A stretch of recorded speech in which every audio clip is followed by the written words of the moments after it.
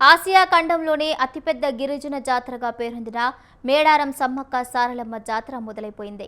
లక్షలాది మంది భక్తులు సమ్మక్క సారలమ్మ గద్దెలను దర్శించుకునేందుకు తరలివస్తున్నారు. తెలుగు రాష్ట్రాల నుంచే కాకుండా ఛత్తీస్గఢ్, మహారాష్ట్ర నుంచి కూడా భక్తులు పోటెత్తారు. తమ మొక్కులు నెరవేరాలని జంపన్న వాగులో స్నానాలు చేసి వనదేవతలకు తలనీలాలు సమర్పించుకుంటున్నారు. దీనిపై మరింత సమాచారం మా వరంగల్ ప్రతినిధి శ్రీనివాస్ అందిస్తారు.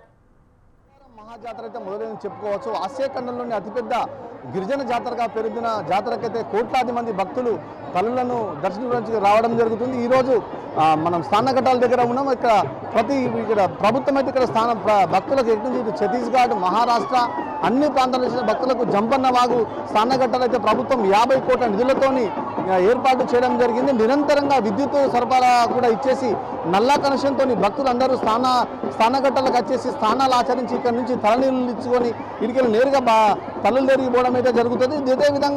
ఇదే నేపథ్యంలో నీటిపారుదల శాఖ దాదాపు 50 కోట్ల నిధులతో భక్తులను ఏర్పాటు చేశారు. భక్తులకు నీటి వసతి ఏర్పాటు చేశారు. జంపన్న వాగు పొడవుగా 348 బ్యాటరీ ఆఫ్ ట్యాపులు కానీ 119 డ్రెస్సింగ్ రూములతో పాటు భక్తులకు ఎక్కడ కూడా ఇబ్బంది కలగకుండా ఆడవారికి స్నానం చేసిన తర్వాత బట్టలు మార్చు గదులు కూడా ఏర్పాటు చేయడం జరిగింది. ఇదే విధంగా బాగులో నీటి మట్టాన్ని ఒకే రీతిగా ఉండేందుకు 9 క్లాస్ బెడ్లను నిర్మించారు.